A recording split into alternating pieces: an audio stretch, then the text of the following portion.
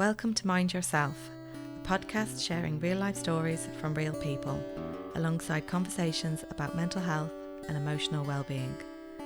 Listener discretion is advised, as this episode may include themes some listeners may find distressing. Wherever you're joining us from, whether you're walking, driving, or taking a quiet moment for yourself, you're very welcome here. Let's get started. We welcome Niall McHugo to the Mind Yourself podcast here at Four Swans Therapy and Wellness Centre. And welcome, Niall. Thank you. Niall, you are a breathwork facilitator. What is breathwork? Yeah, that's a question I get asked a lot. I suppose breathwork, we breathe naturally all the time. We take 22,000 breaths per day. But breathwork is actually consciously breathing. So we unconsciously breathe 22,000 breaths per day. But if we consciously breathe, we are mindful of our breath. So it's actually thinking about how we're breathing, noticing our breath.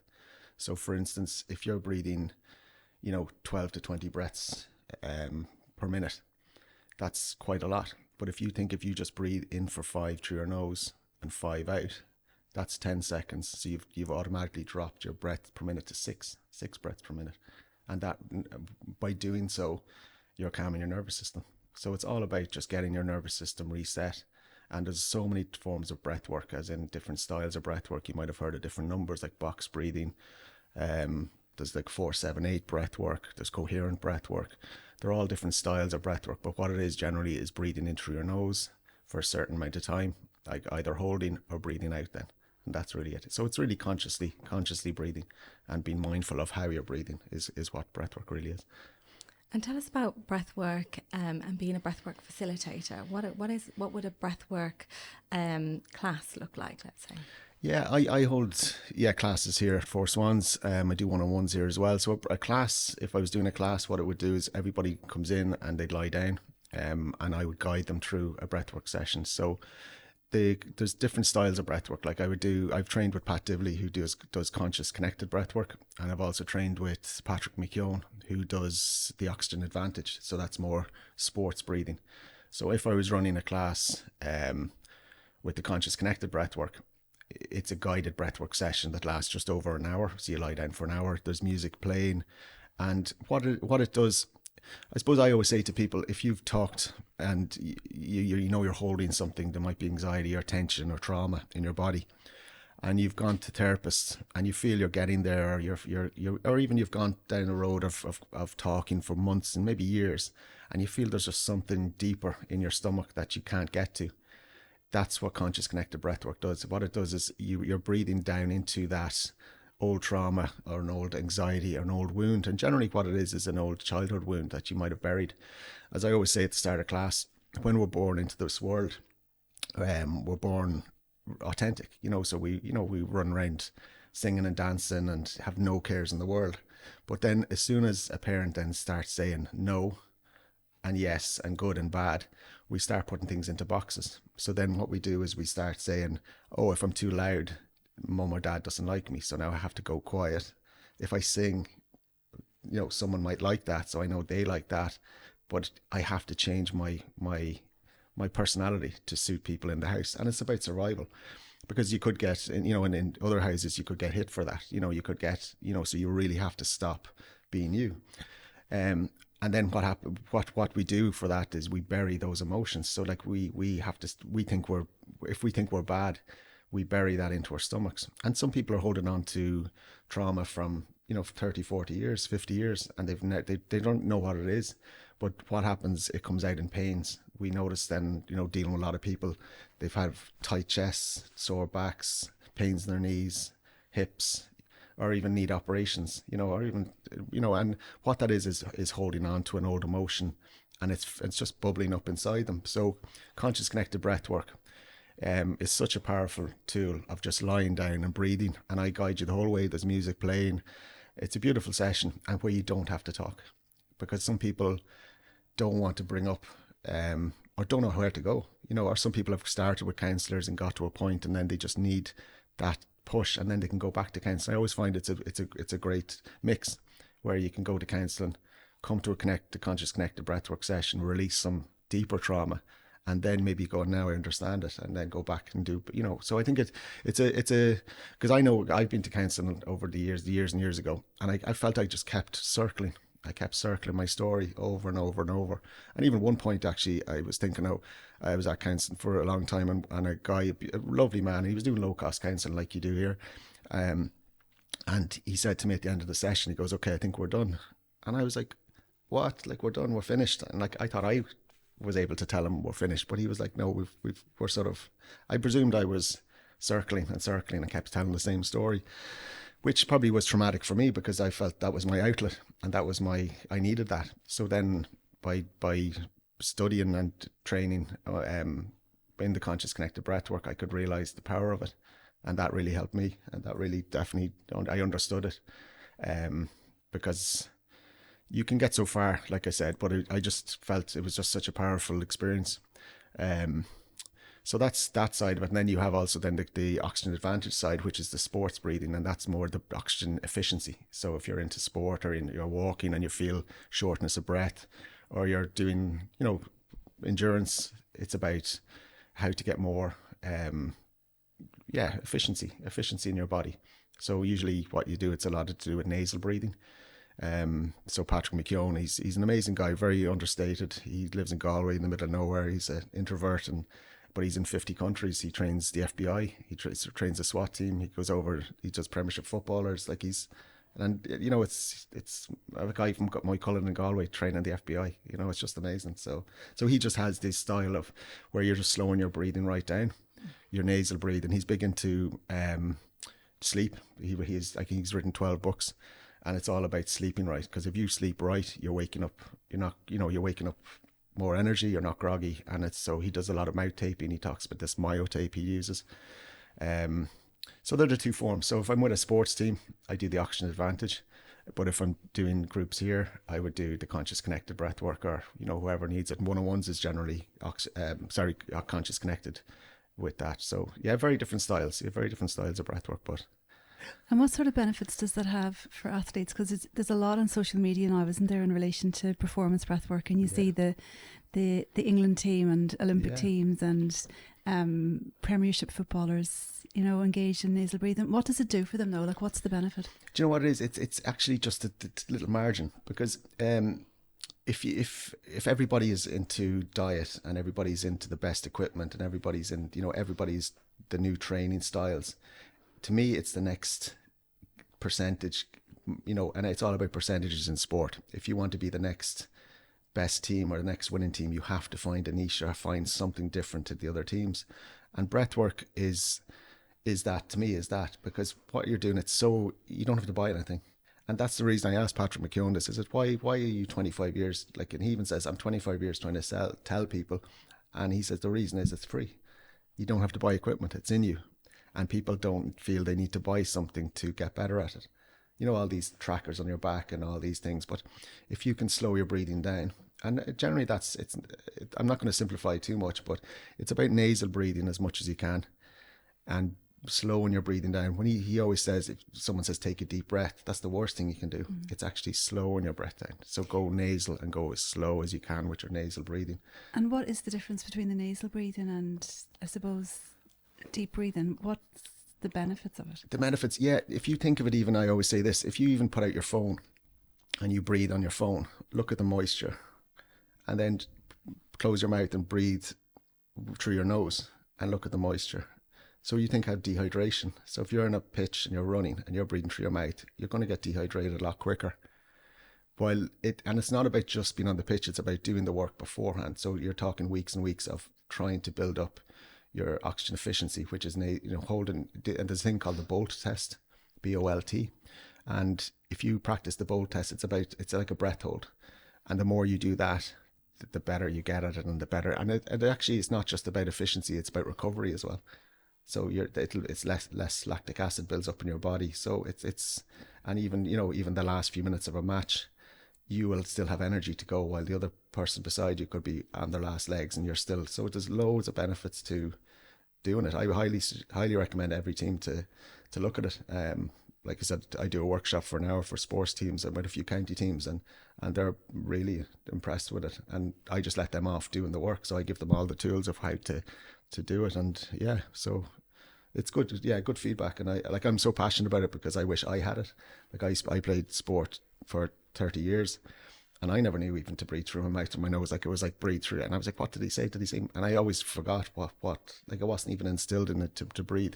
Now, they always shouted into your nose, out through your mouth. But, you know, if you're training, you're running, like, it wasn't something that we knew to do. Like, it wasn't just, it didn't just come easily to know which to breathe. And now I realize, wow, if I knew that it was nasal breathing and I could train breathing through my nose beforehand and build it up. And some people have done Kilimanjaro nasal breathing only, they've mouth taped and done it, like, you know, and that's it, you know. And some people are trying to do marathons and different things like that, which is a push, because I know if you went for 100 yards now, your nose will probably start to burn a little bit, so you have to build it. It's about getting used to that. But it's powerful. I love it. And I think every team should use it, or everyone that's into, even walkers. You don't have to be looking for personal best. Like, if you're going out for a walk, it's just to get your body. And generally then at night time you'll feel a little bit more tired. And if you can try and breathe through your nose at night, and you don't have to tape your mouth. That's the thing. There's these myo tape. It's a tape that sort of goes around your mouth and it just purses your lips enough. So it's not because I know if you said, oh, I put tape on my lips, most people won't do that because they'll feel, oh, it's suffocating. So there's these tapes that do that. But then again, it could be a fad. Like, sometimes it's a fad. Like, if you wake up with a dry mouth, you're a mouth breather. But if you're not waking up with a dry mouth, you're probably a nose breather. So not everybody needs it, because it's like the ice baths. Everybody needs to do it. You don't. Like, only if you're waking up with a dry mouth, that tells you, I would say you're a mouth breather at night. And you should, if you try a bit of mouth tape and see, are you waking up more energy? Are you sleeping longer? And usually the knock-on effect, as we know, if you wake up fresher, you're probably in better form. You're not as snappy, more energy, and you probably will get out for a walk quicker than waking up groggy and tired. So there's a knock-on effect. Yeah. Niall, you've written a book about your life experiences called Yes. Never Give Up. And in that you mention how breathwork, you believe, may have saved your life. Yeah. And that comes from your experience of severe burnout as a school principal. Would you like to share that story with us and what happened? Yeah, there was a lot going on. I suppose around that time, I was going through, I had an acrimonious separation involving children. I also became principal of a primary school quite quickly after qualifying. Like, it was probably quicker than I thought I'd be. A friend of mine died as well. Take your time.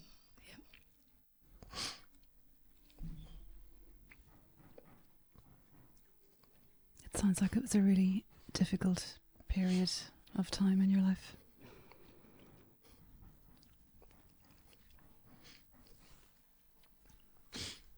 Yeah, there was a lot going on. I think it was just, becoming principal. Then I probably just buried myself into that to numb a lot of the pain. And if anyone is a working or teaching principal, they'll know it's like doing two jobs at once. Yeah. So it might have. Yeah, I just worked hard at it, but I loved it because I loved teaching. I loved the school. I loved the children. I loved doing what I was doing. But trying to balance that and then going into family courts, fighting for access was really, really tough. And I think that was with all that happening, and like I said, my friend dying quite young, just was a lot. Just was so much. And I think there was a lot of stuff going on. Like, there was the emotional trauma from it. There was the psychological, financial, because if you're in family courts, you'll know that every single penny you have, like, is gone. Like, every month you're on your debit card is maxed, your overdraft is maxed, your credit card is maxed, you're going to the shop praying you've €20 to get your shopping, before so your whole, every penny of your money. I remember selling a car to pay a bill, a friend giving me money to pay off a bill, my family chipping together to pay off legal bills. Like, it's just, there's no end to it. And when that goes on for so many years, it really just spits you out, and you're just broken. You're absolutely broken from all the fight and getting nowhere. And it's like, it's funny. I always say it's funny. It's not funny. A parent, a mum, voice messaged me one day, and she said, you know what it's like, Niall? She said, it's like someone kidnaps your children and nobody will help. And it was so true. You know, you go to TDs and you go to ministers and you go to the president, you go to bishops, you go to the guards, and you say, please help. And everybody just puts up their hands and goes, we can't, you know, we can't do anything. And that's the way that is. Like, it's so tough because you're really alone. And then I suppose you're putting on the mask because you have to get up and go to work. And especially working with children, you have to be, especially the principal as well, you have to be the leader. Like, you're almost like, you know, to showing them and bringing them on. And it's quite triggering then as well, working with children and missing your own. And again, there's signs everywhere. You know, there's people, you know, even children that look the same, or it's hard to get away.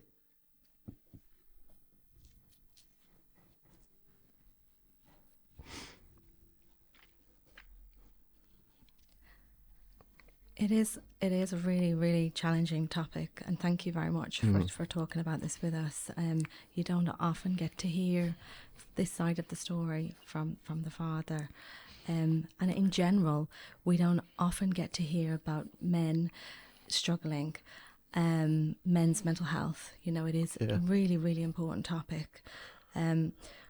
What do you think that breathwork can do to help men? Yeah. I think even, first of all, Helen, I think men need connection. I think that's so important. And I realised that even when I finished playing GA, there was a void in my life that I didn't know what it was. And it was the connection of meeting men 3 times a week, you know, training twice a week in a game. And it wasn't deep connection because, like, men and football teams don't talk about feelings generally, you know, but it's the banter and the crack. And even if you, after a match, you went for a pint, it's just the connection. And I think that's a big thing that it's not discussed when you finish up a sport. There's a huge void if you don't go straight into coaching. And I, lucky enough, went into coaching years later because I never thought I would be. And I was so thankful to friends who probably saw me maybe living on my own and probably saw that I needed something. And it was the best thing I ever did. I went with ladies teams and a few teams in the area, and I absolutely loved it. I got that connection back. But men need connection, first of all. Yeah, I think if it's about reaching out, and sometimes we're afraid to send that message that you're struggling. We're afraid to say to a friend because we feel, oh, we're going to drain them, or, you know, we just want to keep it upbeat, and you know, the WhatsApp groups you're in, and they're all funny and banters, and you know, there's crack, and you don't want to bring that down, but yet you're craving for someone to ask you how you are, you know. And I think but I always say, if someone asks you how you are, don't give the Irish reply, I'm fine. Be honest and say, do you know what, I'm having a shit day. Could you call over, or have you got a minute? Can we talk, or can I give you a ring? You know, but pick somebody that will listen. Because you know the person who says, how are you? And you go, yeah, I'm fine. They go, I'll wait till I tell you. And then they'll tell you about their life for an hour. And then all of a sudden they have to go. And then you've got, I thought you were going to listen to me. You know, I thought that was my in. So it's important to pick somebody you know.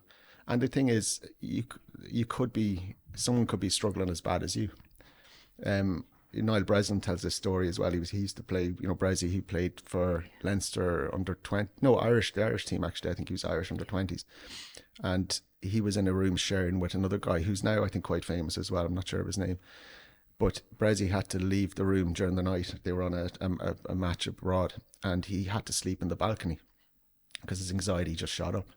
And years later, when he wrote about it, the guy that was in the room with him was having a panic attack in the bedroom. And he was having his panic attack. And if they just said to each other, I'm struggling, jeepers, I'm struggling too. And then they could have talked it out.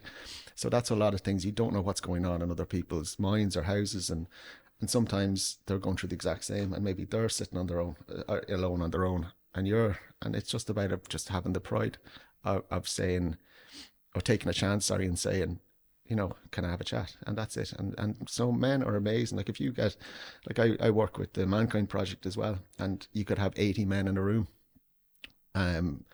And you should see the connection and the strength, because everybody just opens up and says how they are, and it's so powerful. And then the weekends, if we do a training weekend, or we do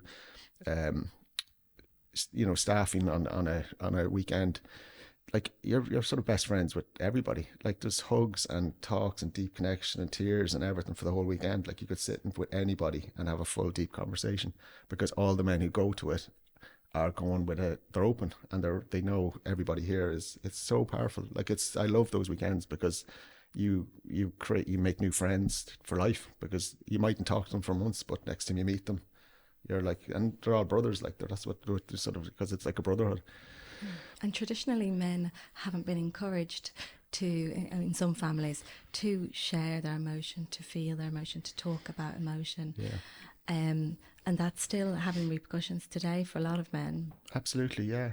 And I suppose that was a hard one for me, because I always thought, why can't be able to talk to your dad and talk to, but then someone said they never had anyone to talk to, and their dads were the same, and their dads were the same, and their dads worked, and they maybe got home late, and they didn't, and it was the mother's job to keep the kids quiet, and there was never any connection. And I think men have changed a lot now, and I know I'm very hands-on, and I love being a dad, but some, they just learned, they sort of copied their parenting styles, and they didn't know any different. And then someone said to me recently as well, it's like there was no men's groups, there was no YouTube videos, there was no WhatsApp groups, there was nothing like that where they talked. Like, a lot of men went to work, popped in for a pint, talked, probably about the match or the racing, and then went home, had dinner, went to bed, went to work. Like there seemed to be no, they were just, and again, I know it's hard because the knock-on effect is, but then it's up to some generation to change the mold, isn't it? Because if I didn't change it, I'd be treating kids like that as well, and that's what I didn't want to do. And I'm not saying it was bad, like treated badly or anything, but it was like, I think it was generational, where it was they knew no different. Unfortunately, but then there was some dads, I know some of my friends' dads were great crack, and they were really, bringing them to matches and bringing them, and so it's not everything. It's not I suppose a full stereotype, but the majority definitely were just probably learning from their own dads. Niall, can you remember on a personal level how you discovered breathwork, or what your first experience of it was? I think it was Pat Dibley, actually. Pat Dibley was used to do online breathworks, whether he did them free or not, but he used to do a Sunday morning. And my sister she's a primary school teacher and went into yoga, so she was more spiritual, and she used to send me links. I think she was probably worried as well, and said, would you try a few things?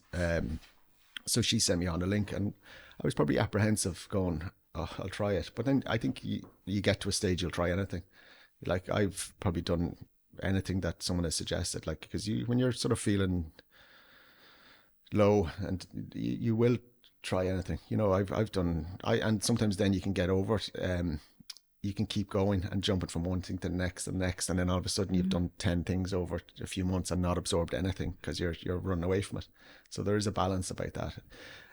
But my first experience was probably a Conscious Connected Breathwork, with Pat Dibley. And I probably didn't get it the first time. I probably found it really hard. He used to do a 2-part breath where you have a double inhale, and then sometimes I was like, I can't get this, but I persevered with it. Like I didn't give up on it, because I knew the benefits of it, and I knew people's reactions, and you can see people's comments about it, and I looked into it and I said, this is like a powerful breath work. So I think I kept trying, I think a few Sundays, and then all of a sudden one Sunday I got a real powerful emotional release, and I just felt so much better, because you can't beat a cry. Like, crying is a release, and if you cry, you're releasing some old wounds there. And I think when you did that and you go, I actually feel better now. And then I went back, and then I did men's work with Pat. He used to do men's circles in Galway, day and weekends and different things. And then he I got to know him, and he's a really cool guy. He said, I'm thinking of training people in breathwork. Would you be on for it? And I was like, oh, keep me posted. And then he set up a group, and I think 37 of us joined the first group, and we're all really close, and all Journey the Breath is his circle, Journey the Breath. And he's now on cohort 4 or cohort 5, I think he started. Great guy. I think it's really important to explore what you said there about the emotional release of breathwork. It's obviously well known for stress reduction and nervous system regulation, but I know I've shared with you the very first time that I did it myself, I didn't enjoy the experience. I felt very panicky, very overwhelmed. I wasn't prepared for that. So I think for anybody who's doing it for the first time, it's really important to realise that it can be an exit route for your trauma, for your unresolved feelings, can't it? It can be not an unpleasant experience, but I think people need to be prepared for what actually happens. I think so. Yeah, absolutely. I think understanding what may happen. Now I do, as you know, Antonio, you've gone to my sessions, like I go very gentle. So I wouldn't force anything on anyone. Like I don't push people like to go faster and breathe faster, which you could have facilitators pushing you. And then you're bringing up a release that mightn't be ready. So what I do is I let everybody go at a pace that works for them. And then there's a part of the session where I might say, it's up to you if you want to go 5% deeper, and breathe a little bit deeper. But I always say if something's ready to come up and it's done gently, it'll come up at the right. Because I've had, like in the room here, like I've had amazing releases. Some people have, and they're still texting, thanking, from like, and they came in, they knew they needed to do it, but they didn't know why. And they found my name somewhere on the website, on the Four Sons website, and said, I'm going to give that a go. And they're raving about it because it was exactly what they needed. And I find a lot of my regular clients come back because they were going through all sorts, different things, and they just found me. And like, they were I always find that you're sort of guided, and you find somebody and go, that's exactly the person I needed to be with today, and that's what I needed. And I think gentle is the way I like doing it, because you're not bringing it up for them. The person is saying, do you know what, I feel comfortable.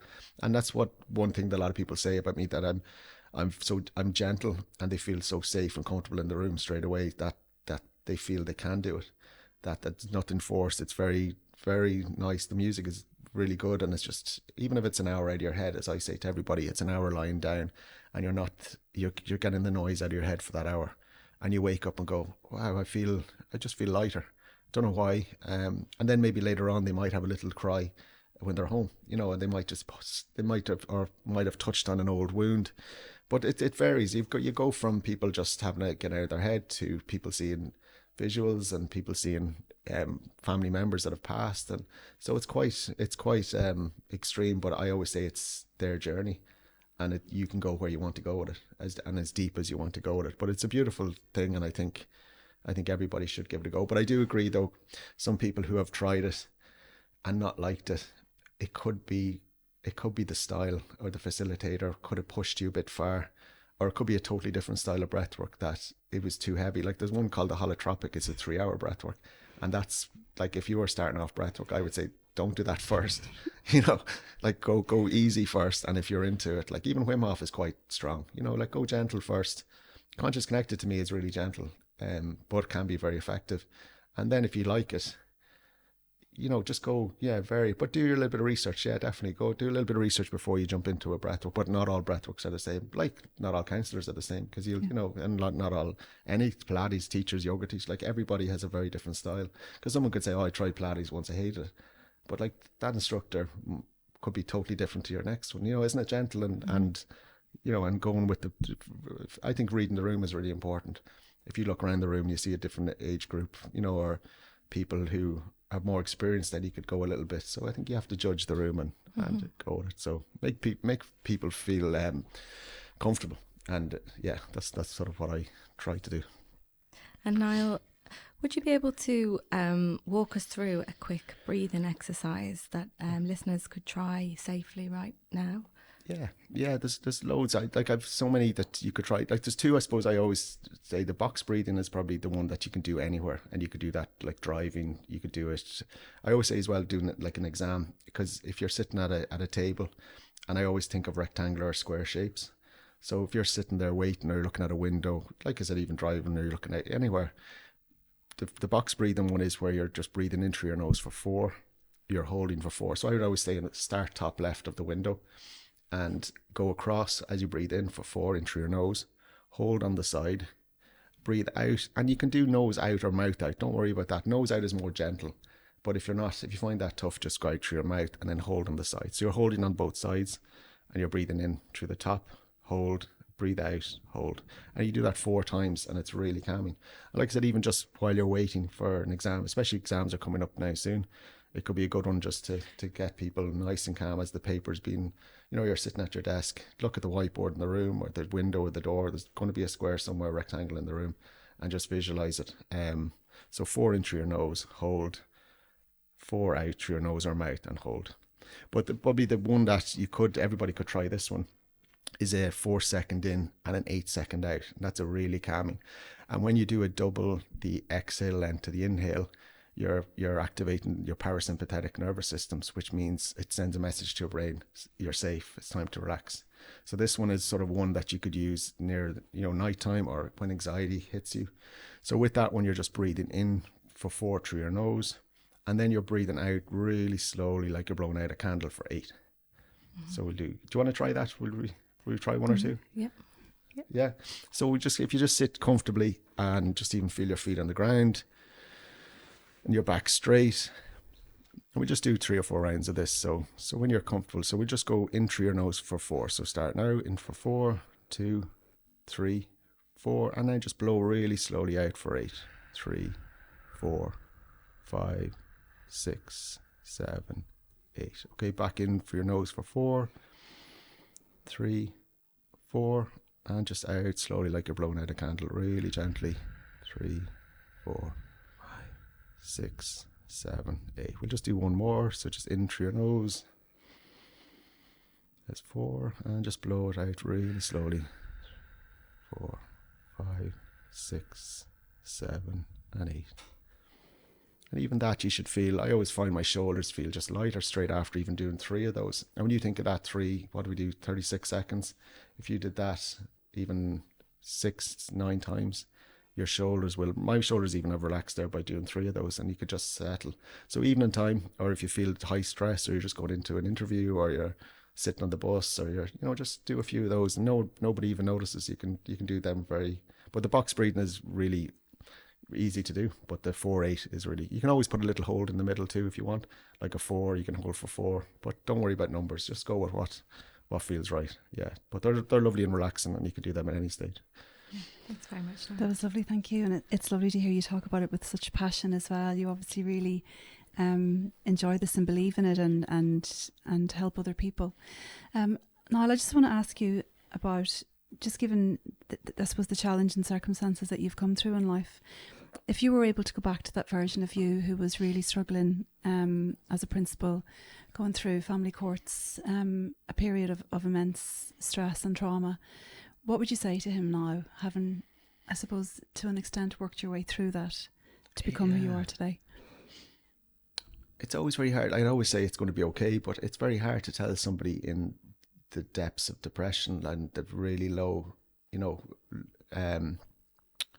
low mood of it's going to be okay, because you can't really see anything around you. It's quite dark and murky, and you don't see those glimmers, and there could be loads around you. So what I would probably say reach out for help, send that message.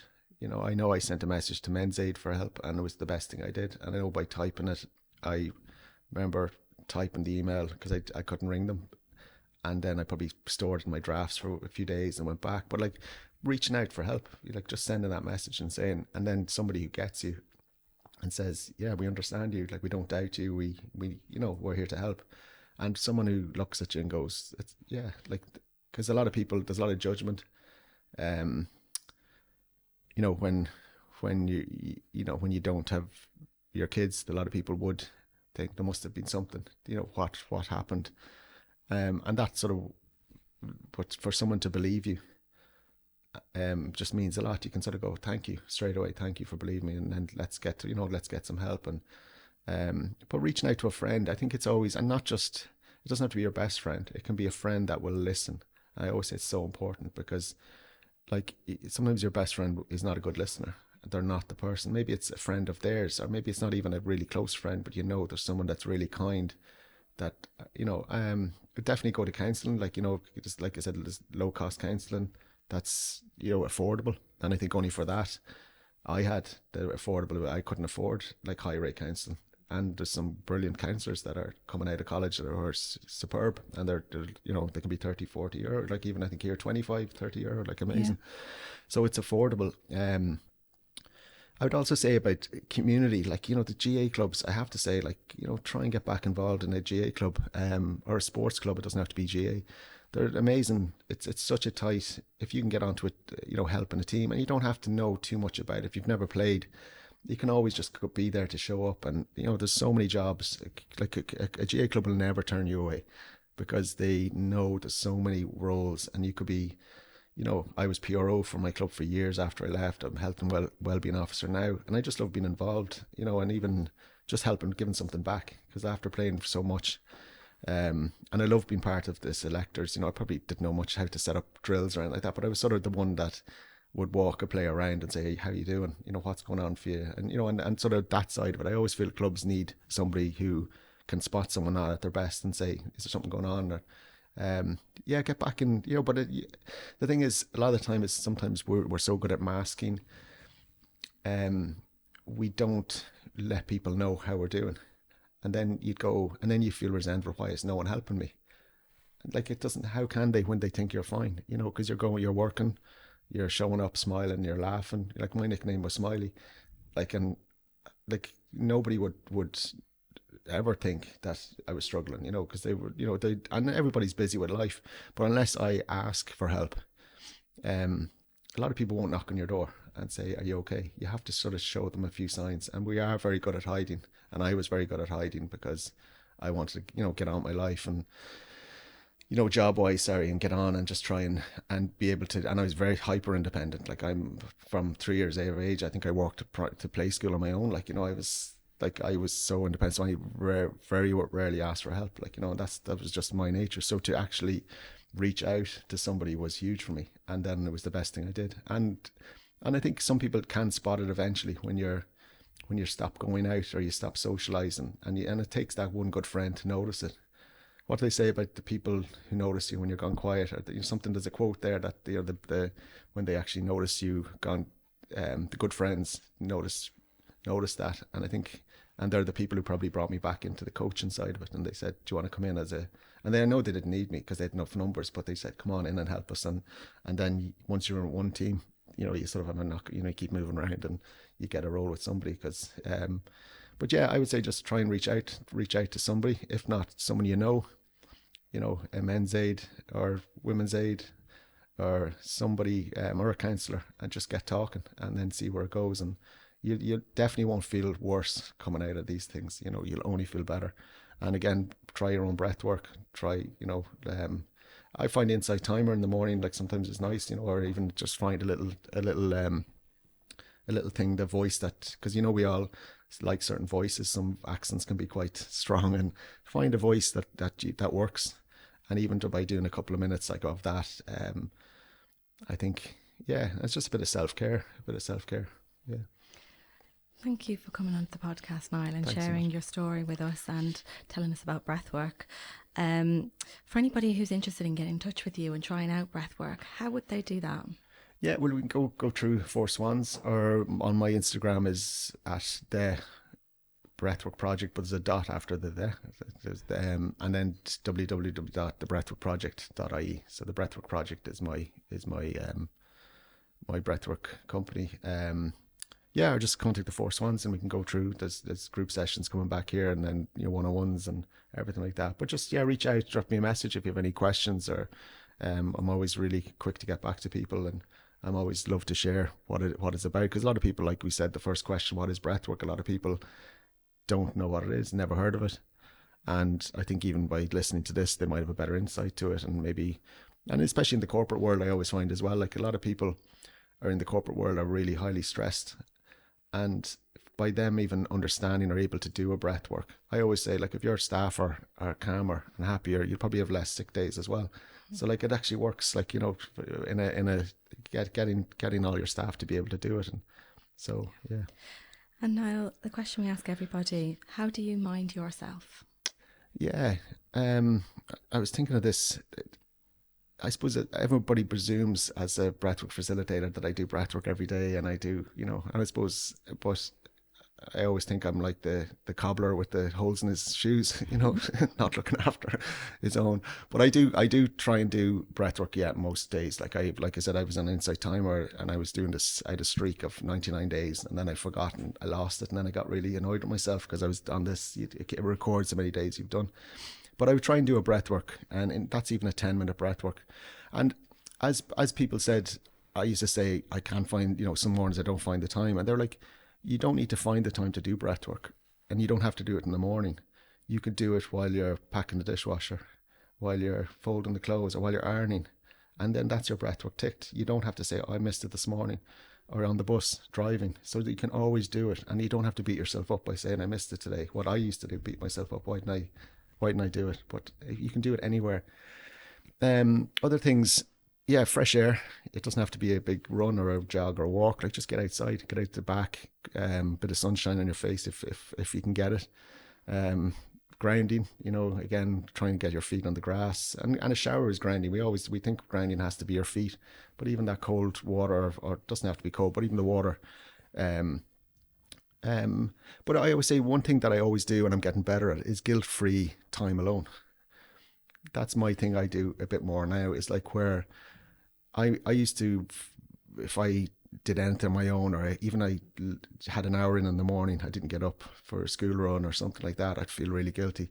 But like Aoife's, my partner, was really good at that. Like, she'd always say, just stay in bed, you're wrecked, you've had a long night, you're working late, and I'll do the school run, and actually just sit there and go, no, it's okay like that. Or else even get away for a night if you're lucky enough to go away on your own with a book, and don't feel guilty, and I think we have this thing, we have to be working, or we can't leave we can't, no, it's okay. So I would say self-care, guilt-free self-care is probably my number one thing, like, as in, and that can be just a day, an hour, and I even find sometimes just walk to your local coffee shop, have a coffee on your own, and walk back. And it's amazing when you don't have to meet somebody all the time. Sometimes the quietness is the best thing ever, because it can just reprogram you just to go and even just get your thoughts together. But like I said, that word, don't feel guilty. Like, don't feel guilty about it. Just come back and go, no, I deserve this. Because we are too hard on ourselves, and we're always on the go. Like, our phones now have got us, as soon as you wake up in the morning, work starts. As soon as and work ends, as you two know, because I see the work you do, you never stop. Like, so, like, you could be on the, you could be 14 hours constantly, and like, or more. You could be, so it's not healthy, because it catches up with you, and then it leads to burnout. So you have to give yourself time, and that's the thing. Where, like, the old 9 to 5 is gone. Like, because you're on whatever time you wake up, at 6 or 7 till 10 or 11 o'clock at night, you're on.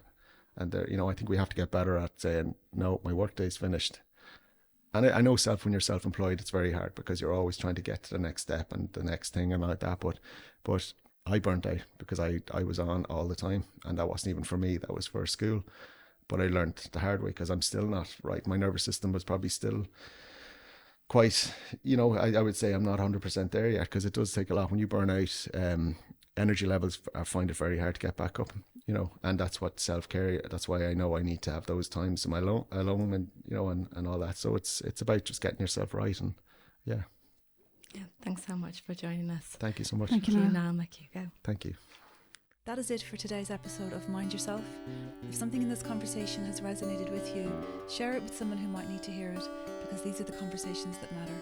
Don't forget to follow or subscribe so you never miss an episode. And if you're enjoying the podcast, a quick rating or review really helps us to reach more people.